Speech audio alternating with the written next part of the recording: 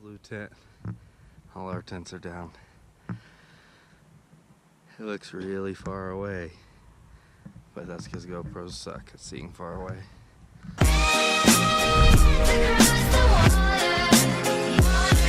Okay.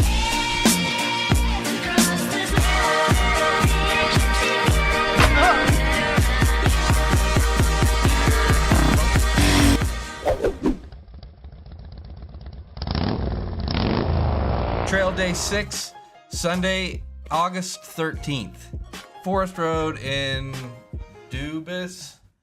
It's your da boy. It's da boy. Du Bois, Wyoming. Somewhere in Wyoming. 110 miles.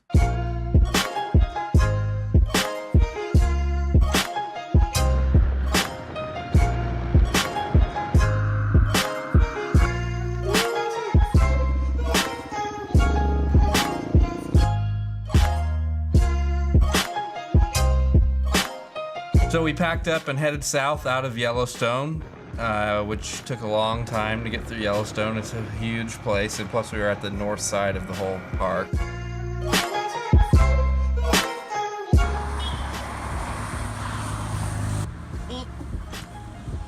Continental Divide.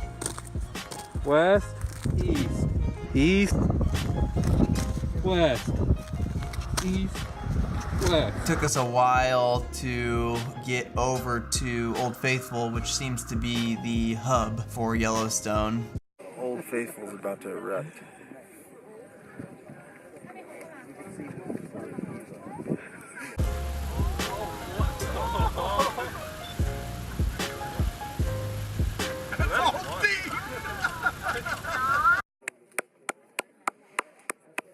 We left Yellowstone and then headed to Grand Teton, which is, Teton seems like it's going to be really cool, but the weather is changing, and we start getting just poured on immediately. We had motocross helmets on with no face protection, but that lets all the rain in and you just get pelted. And motocross helmets don't cover your face. No, and that 50 or 60 miles an hour feels like rubber bullets. Woo! Eventually it did stop raining and we just thought, you know what? Let's stop for some lunch.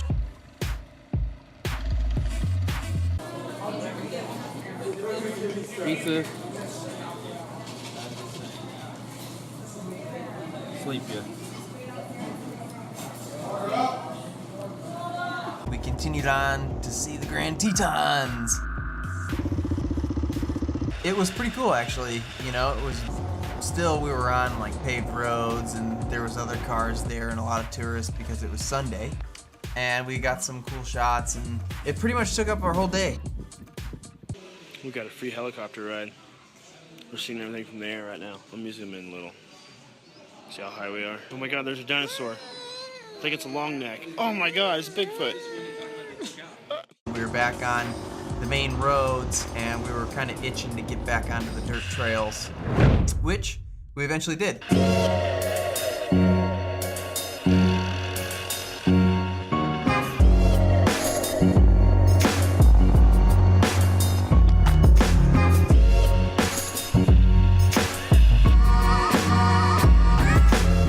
So we were cruising along for a while, and then we came across, like, it looked like there was tracks from another motorcycle. So we were wondering, are we going to see someone else on the trail? But then we did come out to this gas station where we caught a glimpse of a KTM 990.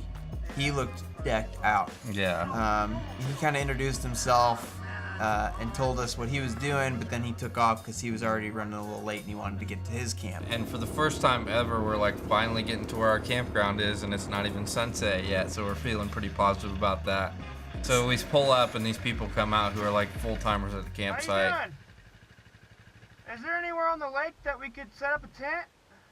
No? Do you know why that is? We're kind of confused by it. They were like, Okay. no, sorry, but you can't stay here. Yeah, you see this body of water? That means bears. Yeah, this is basically a cafe for grizzly bears. If you don't have a solid shelter, Yeah, the like an bears RV. might just rip right into where Right. you're laying. And they recommended 2 camp spots that were maybe 15 minutes away. And so we were like, okay, we better get to there because now we are running out of daylight. Yeah. And so we took back off and we hit a main road again. And Thadd kind of directed us to the closest campground that he had on his maps. And once we got there, it was actually kind of busy. You know, Yeah. all the campsites were pretty well taken. Right, so we were circling around, and then we see that guy on the motorcycle from the gas station earlier. So he waves us over, we pull up. He can't really speak any English. What's up, man? It's okay. Maybe he was telling us not to stay there, but we'll never know. Oh,